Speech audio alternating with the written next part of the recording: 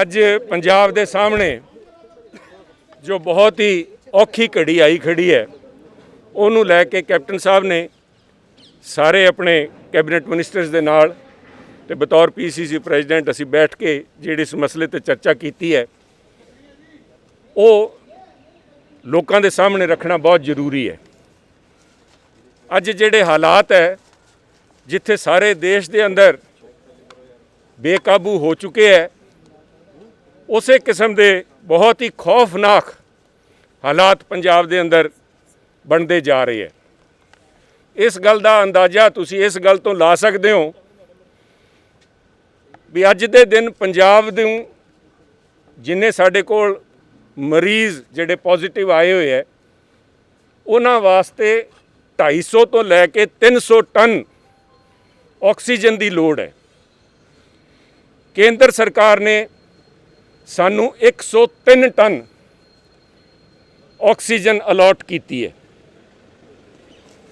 Captain ਸਾਹਿਬ ਦੇ ਤੇ ਸਾਰੀ administration ਦੇ ਕੇਂਦਰ ਸਰਕਾਰ ਨਾਲ ਰਾਬਤਾ ਕਾਇਮ ਕਰਨ ਦੇ ਬਾਅਦ, ਮਿੰਨਤਾਂ ਕਰਨ ਦੇ ਬਾਅਦ, ਉਹਨਾਂ ਨੇ ਉਹ ਜਿਹੜੀ 103 ਟਨ ਅਲਾਟ ਕੀਤੀ ਸੀ, ਉਹ ਵਧਾ ਕੇ 104 ਟਨ ਕਰ ਦਿੱਤੀ ਗਈ। ਇਸ 104 ਟਨ ਦੇ ਇਲਾਵਾ ਪੰਜਾਬ ਕੋਲ ਆਪਣੇ ਸੂਤਰਾਂ ਤੋਂ ਜਿਹੜੀ ਇੱਥੇ ਅਵੇਲੇਬਲ ਹੈ, ਕਰੀਬਨ 36 ਟਨ ਸਾਨੂੰ ਆਕਸੀਜਨ ਅਵੇਲੇਬਲ ਹੈ। ਸੋ ਕਰੀਬਨ 125 ਟਨ ਤੋਂ ਲੈ ਕੇ 150 ਟਨ ਆਕਸੀਜਨ ਦੀ ਅੱਜ ਸਾਡੇ ਕੋਲ ਘਾਟ ਹੈ। ਉਹਨੂੰ ਲੈ ਕੇ ਹਰ ਕਿਸਮ ਦਾ ਪ੍ਰਯਾਸ ਕੀਤਾ ਜਾ ਰਿਹਾ। ਅੱਜ ਜਿਹੜੇ ਹਾਲਾਤ ਸਾਹਮਣੇ ਆਏ ਹੈ, ਬਠਿੰਡੇ ਤੋਂ ਮਾਨਯੋਗ ਸਾਡੇ ਜਿਹੜੇ ਫਾਈਨਾਂਸ ਮਿਨਿਸਟਰ ਹੈ ਬਾਦਲ ਸਾਹਿਬ ਨੇ ਹੁਣੇ ਉੱਥੇ ਦੱਸਿਆ ਵੀ ਬਠਿੰਡੇ ਦੇ ਅੰਦਰ ਆਕਸੀਜਨ ਖਤਮ ਹੋ ਚੁੱਕੀ ਹੈ। ਮਾਨਯੋਗ ਸਾਡੇ ਮੰਤਰੀ OP ਸੋਨੀ ਸਾਹਿਬ ਨੇ ਅੰਮ੍ਰਿਤਸਰ ਦੀ ਆਹੀ ਦਾਸਤਾਂ ਉੱਥੇ ਦੱਸੀ ਹੈ ਵੀ ਕਰੀਬਨ ਸਾਡੇ ਕੋਲ ਆ ਜਿਹੜਾ 6 ਵਜੇ ਨਿਕਲ ਗਿਆ, ਉਸ ਸਮੇਂ ਤਾਈਂ ਦੀ ਸਾਡੇ ਕੋਲ ਆਕਸੀਜਨ ਸੀਗੀ, ਤੇ ਅੰਮ੍ਰਿਤਸਰ ਦੇ ਹਾਲਾਤ ਵੀ ਅਜੇ ਠੀਕ ਨਹੀਂ। ਇਹਨਾਂ ਹਾਲਾਤਾਂ ਨੂੰ ਸਾਹਮਣੇ ਰੱਖਦੇ ਹੋਏ ਜਿਹੜੇ ਪ੍ਰਯਾਸ ਕੀਤੇ ਗਏ ਹੈ, ਜੋ 104 ਟਨ ਸਾਨੂੰ ਮਿਲ ਰਹੀ ਹੈ, ਉਹ ਵੀ ਰਸਤੇ ਦੇ ਵਿੱਚ ਰੁਕੀ ਖੜੀ ਹੈ। ਕਿਉਂਕਿ ਮੈਂ ਇੱਕ ਤੁਹਾਨੂੰ ਦੱਸ ਦਿਆਂ, ਪਾਣੀਪਤ ਤੋਂ ਸਾਨੂੰ ਇੱਕ ਟੈਂਕਰ ਅਲਾਟ ਹੋਇਆ ਸੀਗਾ, ਜਿਹੜਾ ਹਰਿਆਣਾ ਦੇ ਐਡਮਿਨਿਸਟ੍ਰੇਸ਼ਨ ਨੇ ਜਾਂ ਲੋਕਾਂ ਨੇ ਉੱਥੇ ਰੋਕ ਰੱਖਿਆ ਹੈ। ਬਾਵਜੂਦ ਸਾਰੇ ਪ੍ਰਯਾਸਾਂ ਦੇ ਅੱਜ ਤਾਈਂ ਉਸ ਟੈਂਕਰ ਦੀ ਸਾਡੇ ਤਾਈਂ ਪਹੁੰਚ ਆਮਦ ਨਹੀਂ ਹੋਈ। ਇਸੇ ਤਰ੍ਹਾਂ ਹੀ ਦੇਹਰਾਦੂਨ ਤੋਂ ਜਾਂ ਹੋਰ ਇਲਾਕਿਆਂ ਤੋਂ ਸਾਨੂੰ ਜਿਹੜੇ 2 ਹੋਰ ਟੈਂਕਰ ਮਿਲੇ ਸੀ, ਉਹ ਵੀ ਅੱਜ ਨਹੀਂ ਪਹੁੰਚੇ। ਅੱਜ ਦੇ ਦਿਨ ਪੰਜਾਬ ਦੇ ਅੰਦਰ 584 ਇਹ ਜਿਹੇ ਮਰੀਜ਼ ਹੈ ਜਿਹੜੇ ਆਕਸੀਜਨ ਤੇ ਹੈ, ਤੇ ਕਰੀਬਨ 65 ਦੇ ਕਰੀਬ ਇਹ ਜਿਹੇ ਮਰੀਜ਼ ਹੈ ਜਿਹੜੇ ਵੈਂਟੀਲੇਟਰ ਦੇ ਉੱਤੇ ਹੈ। ਇਹਨਾਂ ਸਾਰਿਆਂ ਨੂੰ ਆਕਸੀਜਨ ਦੀ ਲੋੜ ਹੈ। ਜੀਵਨ ਤੇ ਮੌਤ ਦੇ ਉਸ ਨੱਕੇ ਤੇ ਖੜੇ ਹੈ। ਜੇ ਅੱਜ ਸਾਡੇ ਕੋਲ ਆਕਸੀਜਨ ਨਹੀਂ ਪਹੁੰਚਦੀ ਤਾਂ ਮੈਂ ਸਮਝਦਾ ਉਹਨਾਂ ਲੋਕਾਂ ਦੀ ਜੋ ਅੱਜ ਜਾਨ ਖਤਰੇ 'ਚ ਪਈ ਹੈ, ਉਹਦੀ ਜ਼ਿੰਮੇਵਾਰੀ ਅੱਜ ਮੌਕਾ ਨਹੀਂ ਵੈਸੇ ਕਿਸੇ ਦੀ ਜ਼ਿੰਮੇਵਾਰੀ ਹੈ ਕਿਸੇ ਦੇ ਨੁਕਤਾਚੀਨੀ ਕਰਨ ਦੀ, ਪਰ ਪੰਜਾਬ ਦਾ ਜਿਹੜਾ ਬਣਦਾ ਹੱਕ ਹੈ ਉਹ ਪੰਜਾਬ ਨੂੰ ਨਹੀਂ ਮਿਲ ਰਿਹਾ। ਸਾਡੇ ਨਾਲ ਵਿਤਕਰਾ ਕੀਤਾ ਜਾ ਰਿਹਾ, ਉਹਦੀ ਜ਼ਿੰਮੇਵਾਰੀ ਕੇਂਦਰ ਸਰਕਾਰ ਨੂੰ ਚੱਕਣੀ ਪਊਗੀ। ਉਹਨਾਂ ਨੂੰ ਇਨਸ਼ੋਰ ਕਰਨਾ ਪਊਗਾ ਵੀ ਸਾਨੂੰ ਸਾਡਾ ਬਣਦਾ ਹੱਕ 250 ਚਾਹੀਦੇ ਤਾਂ 300 ਟਨ ਹੈ ਸਾਨੂੰ, ਪਰ 250 ਟਨ ਸਾਨੂੰ ਘੱਟੋ ਘੱਟ ਆਕਸੀਜਨ ਮੁਹੱਈਆ ਕਰਵਾਉਣ। ਕਿਉਂਕਿ ਜਦੋਂ ਮੈਂ ਕੇਂਦਰ ਸਰਕਾਰ ਦੀ ਗੱਲ ਕਰ ਰਿਹਾ, ਇਸ ਕਰਕੇ ਕਰ ਰਿਹਾ ਵੀ ਕੇਂਦਰ ਸਰਕਾਰ ਨੇ ਸਾਰੀ ਆਕਸੀਜਨ ਜਿਹੜੀ ਹੈ, ਆਕਸੀਜਨ ਦੀ ਪ੍ਰੋਡਕਸ਼ਨ ਤੇ ਉਹਦੀ ਸਪਲਾਈ ਹੈ, ਕੇਂਦਰ ਸਰਕਾਰ ਨੇ ਆਪਣੇ ਹੱਥਾਂ 'ਚ ਲੈ ਲਿਆ। ਜੇ ਸਾਡੇ ਵੀ ਇੱਥੇ ਕੋਈ ਯੂਨਿਟ ਹੈਗੀ, ਉਹਦੀ ਆਕਸੀਜਨ ਵੀ ਅਸੀਂ ਨਹੀਂ ਲੈ ਸਕਦੇ। ਮਨਪ੍ਰੀਤ ਜੀ ਨੇ ਸਾਡੀ ਜਿਹੜੀ ਬਠਿੰਡੇ ਰਿਫਾਈਨਰੀ ਲੱਗੀ ਹੈ, ਉਹਨਾਂ ਨਾਲ ਗੱਲ ਕੀਤੀ ਵੀ ਉਹਨਾਂ ਕੋਲ ਆਕਸੀਜਨ ਦੀ ਸਪਲਾਈ ਹੈ, ਪਰ ਉਹਨਾਂ ਕੋਲ ਇਕਵਿਪਮੈਂਟ ਨਹੀਂ ਜਿਹਦੇ ਜ਼ਰੀਏ ਉਹ ਭਰੀ ਜਾ ਸਕੇ। ਉਹਦੇ ਵਾਸਤੇ ਪੰਜਾਬ ਸਰਕਾਰ ਆ ਵੀ ਗੌਰ ਕਰ ਰਹੀ ਹੈ ਵੀ ਅਸੀਂ ਉੱਥੇ ਹਸਪੀਟਲ ਬਣਾ ਦਈਏ ਤਾਂ ਕਿ ਪਾਈਪ ਦੇ ਜ਼ਰੀਏ ਅਗਰ ਉਹ ਨਹੀਂ ਸਿਲੰਡਰ 'ਚ ਭਰੀ ਜਾ ਸਕਦੀ ਤਾਂ ਉੱਥੇ ਹੀ ਹਸਪੀਟਲ, ਪਰ ਉਹ ਅੱਜ ਸ਼ਾਮ ਤਾਈਂ ਨਹੀਂ ਬਣ ਸਕਦਾ, ਸਮਾਂ ਲੱਗੂਗਾ। ਲੋਕਾਂ ਨੂੰ ਆਕਸੀਜਨ ਦੀ ਹੁਣ ਲੋੜ ਹੈ, ਇਸ ਘੜੀ ਤੇ ਲੋੜ ਹੈ। ਸਾਰੇ ਮੰਤਰੀ ਸਾਹਿਬਾਨ ਨੇ ਪ੍ਰਯਾਸ ਕੀਤਾ ਵੀ ਹਰੇਕ ਆਪਣੇ ਆਪਣੇ ਹਿੱਲੇ ਤੋਂ, ਜੇ ਕਿਸੇ ਦੇ ਘਰੇ ਕੋਈ ਸਿਲੰਡਰ ਪਿਆ, ਆਪਣੀ ਕਿਸੇ ਨੇ ਐਮਰਜੈਂਸੀ ਵਾਸਤੇ ਰੱਖਿਆ ਉਹ ਵੀ ਲਿਆ ਕੇ ਲੋਕਾਂ ਨੂੰ ਪ੍ਰੋਵਾਈਡ ਕੀਤਾ ਜਾਵੇ। ਸਰਕਾਰ ਕੋਸ਼ਿਸ਼ ਕਰ ਰਹੀ ਹੈ, ਮਾਨਯੋਗ ਮੰਤਰੀ ਸਾਹਿਬ ਬਲਬੀਰ ਸਿੱਧੂ ਜੀ ਖੜੇ ਹੈ, 450 ਨਈ ਨਰਸਿਸ ਦੀ ਭਰਤੀ ਵੀ, ਕਿਉਂਕਿ ਹਸਪੀਟਲ 'ਚ ਵੱਧਦੇ ਹੋਏ ਮਰੀਜ਼ਾਂ ਨੂੰ ਦੇਖਦੇ ਹੋਏ ਨਰਸਿਸ ਵਾਸਤੇ ਵੀ ਇੰਤਜ਼ਾਮ ਕੀਤਾ ਗਿਆ ਹੈ।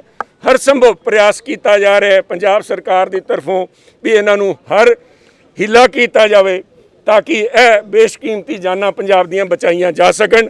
ਬਹੁਤ ਹੀ ਗੰਭੀਰ ਹਾਲਾਤ ਬਣੇ ਹੋਏ ਹੈ, ਸਾਰੇ ਦੇਸ਼ ਦੇ ਅੰਦਰ ਹੀ ਬਣੇ ਹੋਏ ਹੈ। ਪਟਿਆਲਾ ਤੇ ਅੰਮ੍ਰਿਤਸਰ 'ਚ ਕਿਹਾ ਜਾ ਰਿਹਾ ਸੀਗਾ ਕਿ ਪਲਾਂਟ ਲਈ ਕੇਂਦਰ ਦੇ ਅਪਰੂਵਲ ਦੀ ਵੇਟ ਕਰ ਰਹੇ ਹੋ, ਉਸ ਦਾ ਕੀ ਸਟੇਟਸ ਹੈ? ਦੇਖਿਓ, ਕੇਂਦਰ ਨੇ ਕਿਸੇ ਵੀ ਕਿਸਮ ਦੀ ਅਪਰੂਵਲ, ਜਿਹੜੇ ਤੁਹਾਨੂੰ ਕਹਿ ਰਹੇ ਵੀ ਮਾਨਯੋਗ ਮੁੱਖ ਮੰਤਰੀ ਸਾਹਿਬ ਨੇ ਇੱਥੇ ਤਾਂ ਹੀ ਕਹਿਤਾ ਵੀ ਪਾਕਿਸਤਾਨ ਦੇ ਕਈ ਇੰਡਸਟਰੀਜ਼, ਜਿਹੜੀ ਇੱਥੇ ਇੰਡਸਟਰੀਅਲ ਐਸੋਸੀਏਸ਼ਨ ਹੈ, ਉਹਨਾਂ ਨੇ ਗੱਲ ਕੀਤੀ ਹੈ, ਉੱਥੇ ਉਹਨਾਂ ਦੀ ਇੰਡਸਟਰੀਜ਼ ਕੋਲ ਆਕਸੀਜਨ ਅਵੇਲੇਬਲ ਹੈ।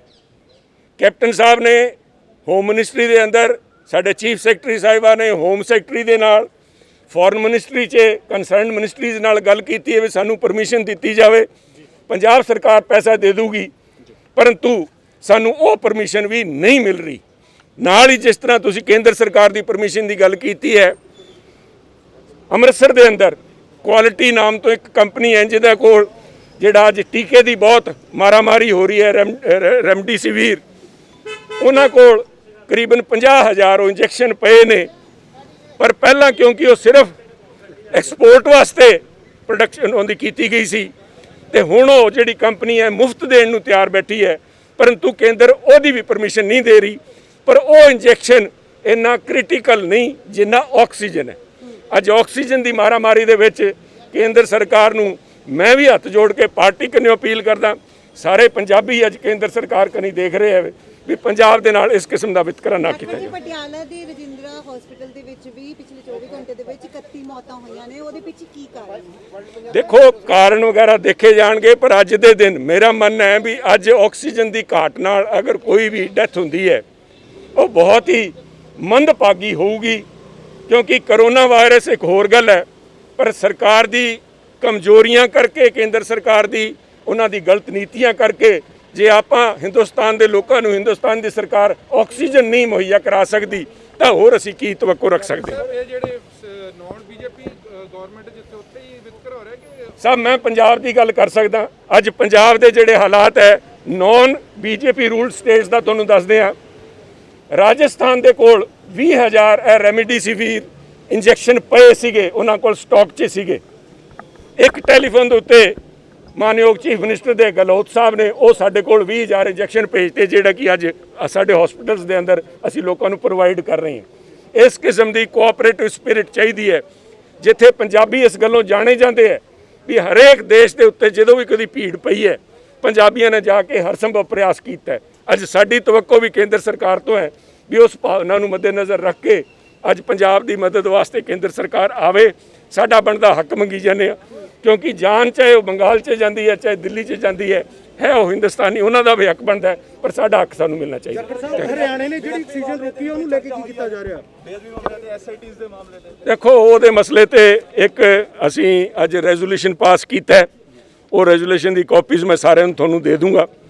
ਉਹਦੇ ਵਿੱਚ ਆਹੀ ਫੈਸਲਾ ਕੀਤਾ ਗਿਆ ਵੀ ਫੌਰੀ ਤੌਰ ਤੇ ਜਿਸ ਤਰ੍ਹਾਂ ਸੇ ਹਾਈ ਕੋਰਟ ਨੇ ਜਿਹੜੇ ਆਪਣੇ ਕਮੈਂਟਸ ਦਿੱਤੇ ਹੈ ਉਸ ਜਜਮੈਂਟ ਦੇ ਅੰਦਰ, ਉਹਨਾਂ ਨੂੰ ਮੱਦੇਨਜ਼ਰ ਰੱਖਦੇ ਹੋਏ ਫੌਰੀ ਤੌਰ ਤੇ ਐਸਆਈਟੀ ਨਵੀਂ ਬਣਾਈ ਜਾਵੇ। ਪਰ ਇਸ ਜਜਮੈਂਟ ਦੇ ਅੰਦਰ ਕਈ ਇਹ ਜਿਹੇ ਪਹਿਲੂ ਹੈ ਜਿਨ੍ਹਾਂ ਦੇ ਵਾਸਤੇ ਲੀਗਲ ਡਿਪਾਰਟਮੈਂਟ ਨੇ, ਲੀਗਲ ਜਿਹੜੇ ਮਾਹਰ ਆਏ ਸੀਗੇ, ਉਹਨਾਂ ਨੇ ਦੱਸਿਆ ਵੀ ਉਹਨਾਂ ਨੂੰ ਕਿਉਂਕਿ ਉਹ ਇਸ ਤਰ੍ਹਾਂ ਜਾਪਦਾ ਹੈ ਵੀ ਉਹ ਜਿਹੜੇ ਇਹਦੇ ਵਿੱਚ ਕਈ ਕਮੈਂਟ ਦਿੱਤੇ ਗਏ ਹੈ, ਕਈ ਇਨਫਰੈਂਸਿਸ ਲਏ ਗਏ ਹੈ, ਕਈ ਸਮਰਾਈਜ਼ ਕੀਤੇ ਗਏ ਹੈ, ਉਹ ਇਸ ਕੋਰਟ ਦੇ ਅਖਤਿਆਰ ਤੋਂ ਬਾਹਰ ਸੀਗੇ, ਇਸ ਕੇਸ ਦੇ ਅਖਤਿਆਰ ਤੋਂ ਬਾਹਰ ਸੀਗੇ। ਉਹਨਾਂ ਨੂੰ ਬਣਦੀ ਯੋਗ ਕਾਰਵਾਈ ਸੁਪਰੀਮ ਕੋਰਟ 'ਚ ਕਰਨ ਦੇ ਆਦੇਸ਼ ਵੀ ਅੱਜ ਸੀਐਮ ਸਾਹਿਬ ਨੇ ਲਾਅ ਡਿਪਾਰਟਮੈਂਟ ਨੂੰ ਦੇਤੇ ਸਨ। ਇਹਦੇ ਨਾਲ ਹੀ ਬਾਰਦਾਨੇ ਨੂੰ ਲੈ ਕੇ ਵੀ ਕੋਈ ਚਰਚਾ ਹੋਈ, ਕਿਉਂਕਿ ਪੰਜਾਬ ਦੇ ਵਿੱਚ ਮੀਡੀਆ 'ਚ ਬਾਰਦਾਨੇ ਦੀ ਪੋਜੀਸ਼ਨ ਮੈਂ ਸਮਝਦਾ ਅੱਜ ਦੇ ਬਾਅਦ ਬਿਹਤਰ ਹੋ ਜੂਗੀ। ਬਾਰਦਾਨਾ ਪਹੁੰਚ ਰਿਹਾ, ਜੋ ਵੀ ਆ ਹੋਇਆ ਇਹਦੇ ਵਾਸਤੇ ਜਿਸ ਤਰ੍ਹਾਂ ਦਾ ਰਵੱਈਆ ਕੇਂਦਰ ਸਰਕਾਰ ਦਾ, ਸਾਨੂੰ ਯੂਜ਼ਡ ਬਾਰਦਾਨਾ ਇਸਤੇਮਾਲ ਕਰਨ ਦੀ ਜਿਹੜੀ ਪਰਮਿਸ਼ਨ ਰੋਕ ਕੇ ਦਿੱਤੀ ਗਈ, ਜਿਹੜੇ ਮੌਸਮ ਦੇ ਹਾਲਾਤ ਸੀਗੇ, ਆਲ ਆਫ ਅ ਸਡਨ ਸਾਰੀ ਕਣਕ ਇਕੱਠੀ ਇੱਥੇ ਆਣੀ, ਉਹਦੇ ਬਾਵਜੂਦ ਅਸੀਂ ਹਰ ਸੰਭਵ ਪ੍ਰਯਾਸ ਕੀਤਾ ਹੈ, ਪਰ ਆ ਜਿਹੜੀ ਬਾਰਦਾਨੇ ਦੀ ਸਮੱਸਿਆ ਸੀ ਮੈਂ ਸਮਝਦਾ ਸ਼ਾਮ ਤਾਈਂ ਉਹ ਵੀ ਹੱਲ ਹੋ ਜਾਵੇਗੀ। Thank you. ਪਹਿਲੀ ਤਰੀਕ ਤੋਂ ਜਿਹੜਾ 18 ਸਾਲ ਤੋਂ ਜਿਹੜੀ ਵੈਕਸੀਨੇਸ਼ਨ ਦੇਖੋ ਵੈਕਸੀਨੇਸ਼ਨ ਦੀ ਵੀ ਗੱਲ ਮੈਂ ਤੁਹਾਨੂੰ ਦੱਸ ਦਿਆਂ। ਮਾਨਯੋਗ ਬਲਬੀਰ ਸਿੱਧੂ ਜੀ ਖੜੇ ਹੈ, ਸਾਡੇ ਕੋਲ ਇੱਕ ਦਿਨ ਦੀ ਵੈਕਸੀਨ ਦਾ ਸਟਾਕ ਪਿਆ। ਅੱਜ ਦਾ ਦਿਨ ਨਿਬੜ ਗਿਆ, ਅੱਜ ਦੇ ਬਾਅਦ ਕੱਲ ਸਾਡੇ ਕੋਲ ਵੈਕਸੀਨ ਅਵੇਲੇਬਲ ਹੈ ਨਹੀਂ। ਕੇਂਦਰ ਸਰਕਾਰ ਨੂੰ ਲਿਖਿਆ, ਉਹਦੇ ਮਸਲੇ ਤੇ ਵੀ ਲਿਖਿਆ, ਕਿਉਂਕਿ ਚਾਹੇ ਵੈਕਸੀਨ, ਚਾਹੇ ਆਕਸੀਜਨ, ਚਾਹੇ ਰੈਮਡੀਸਿਵਿਰ ਜਾਂ ਦੂਜੇ ਜਿਹੜੇ ਹੈ ਟੌਕਸੀ ਦੂਜਾ ਇੰਜੈਕਸ਼ਨ ਹੈ, ਉਹ ਸਾਰਿਆਂ ਦੀ ਸਪਲਾਈ ਹੈ ਉਹ ਕੇਂਦਰ ਸਰਕਾਰ ਨੇ ਆਪਣੇ ਹੱਥ 'ਚ ਲੈ ਰੱਖੀ ਹੈ। ਆਪਣੀ ਸੂਝ-ਬੂਝ ਦੇ ਨਾਲ, ਆਪਣੇ ਨਜ਼ਰੀਏ ਦੇ ਨਾਲ, ਮੈਂ ਤਾਂ ਇੰਨਾ ਹੀ ਕਹਿ ਸਕਦਾ ਵੀ ਆਪਣਾ ਨਜ਼ਰੀਆ ਬਦਲਣ। ਅਸੀਂ ਵੀ ਹਿੰਦੁਸਤਾਨ, ਪੰਜਾਬ ਵੀ ਹਿੰਦੁਸਤਾਨ ਦਾ ਹਿੱਸਾ ਹੈ, ਸਾਡੇ ਕੰਨੀ ਵੀ ਸਾਡਾ ਬਣਦਾ ਹੱਕ ਸਾਨੂੰ ਮਿਲਣਾ ਚਾਹੀਦਾ। ਪ੍ਰਧਾਨ ਮੰਤਰੀ ਮੋਦੀ ਜੀ ਨੇ ਕਹਿ ਰੱਖੇ ਨੇ ਕਿ ਲੋਕਡਾਊਨ ਨੂੰ ਆਖਰੀ ਆਪਸ਼ਨ ਸਮਝੋ, ਤੇ ਆਕਸੀਜਨ ਦੀ ਸਪਲਾਈ ਨਹੀਂ ਆ ਰਹੀ, ਵੈਕਸੀਨ ਖਤਮ ਹੈ, ਤੇ ਲੋਕਡਾਊਨ ਬਾਰੇ ਫਿਰ ਸੋਚਿਆ ਜਾ ਸਕਦਾ। ਦੇਖੋ ਲੋਕਡਾਊਨ ਨੂੰ ਲੈ ਕੇ ਲੋਕਾਂ ਦੀ ਜਾਨ ਬਚਾਉਣ ਵਾਸਤੇ ਜਿੱਥੇ ਕਰੋਨਾ ਦਾ ਖਤਰਾ ਹੈ ਉੱਥੇ ਗਰੀਬਾਂ ਦੀ ਰੋਜੀ ਰੋਟੀ ਦਾ ਵੀ ਸਵਾਲ ਹੈ, ਉਹਨੂੰ ਮੱਦੇਨਜ਼ਰ ਰੱਖਦੇ ਹੋਏ ਅੱਜ ਫੈਸਲਾ ਲਿੱਤਾ ਗਿਆ ਹੈ ਵੀ ਦੁਕਾਨਾਂ ਜਿਹੜੀਆਂ ਸ਼ਹਿਰਾਂ ਦੇ ਅੰਦਰ ਉਹ ਸੋਮਵਾਰ ਤੋਂ ਲੈ ਕੇ ਸ਼ੁੱਕਰਵਾਰ ਤਾਈਂ 5 ਵਜੇ ਤਾਈਂ ਖੁੱਲੀਆਂ ਰਹਿਣਗੀਆਂ।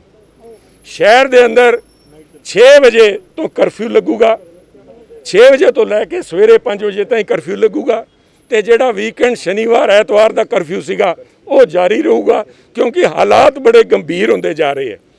7,500 ਤੋਂ ਅੱਜ ਆંકੜਾ ਕ੍ਰਾਸ ਕਰ ਗਿਆ, ਤੇ ਅਜੇ ਜੇ ਸਾਡੇ ਕੋਲ ਆਕਸੀਜਨ ਨਹੀਂ ਪਹੁੰਚੀ, ਦਵਾਈਆਂ ਨਹੀਂ ਪਹੁੰਚੀਆਂ, ਤੇ ਮੈਂ ਸਮਝਦਾ ਪੰਜਾਬ ਦੇ ਸਾਹਮਣੇ ਹੋਰ ਵੀ ਵੱਡਾ ਇੱਕ ਚੁਣੌਤੀ ਸਾਹਮਣੇ ਖੜੀ ਹੈ, ਜਿਹਦੇ ਵਾਸਤੇ ਸਾਨੂੰ ਸਾਰਿਆਂ ਨੂੰ ਮਿਲ ਕੇ ਹਿੱਲਾ ਕਰਨਾ ਪਊਗਾ। ਐਪਲੀਕੇਬਲ ਹੋ ਗਈ ਕਦੋਂ ਤੱਕ ਰਹੇਗਾ? ਆ ਕੱਲ ਤੋਂ ਚਾਲੂ ਹੋਊਗਾ ਸਭ। ਕਦੋਂ ਤੱਕ ਸਰਟੀਫਾਈਡ ਕੀਤਾ ਗਿਆ? ਆ ਸੈਟ ਸਾਈਡ ਤੱਕ ਅੱਗੇ ਦੇਖਿਆ ਜਾਊਗਾ, ਜਦੋਂ ਹਾਲਾਤ ਸੁਧਰਨਗੇ। ਅੱਜ ਦੇ ਦਿਨ ਫੌਰੀ ਤੌਰ ਤੇ ਆ ਫੈਸਲਾ ਲਿਆ। Thank you sir. ਸਾਰੇ ਪੰਜਾਬ ਦੁਕਾਨਾਂ ਬਾਜ਼ਾਰ ਤੋਂ ਨਾ ਕਿਆ ਫਾਈਨਲ ਹੋ ਪਾਏ ਨੇ? ਨਹੀਂ, ਅਜੇ ਕੁਝ ਵੀ ਨਹੀਂ, ਅਜੇ ਪ੍ਰਿੰਸੀਪਲ ਡਿਸੀਜਨ